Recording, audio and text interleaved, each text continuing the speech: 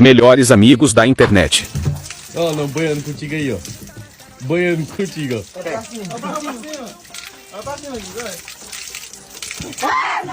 Deus me defenderá aí.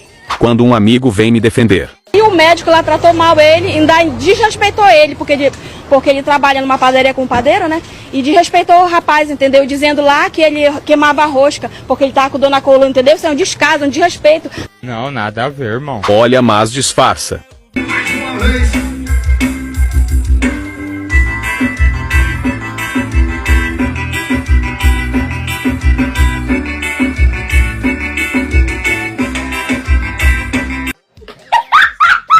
Quem precisa de inimigo?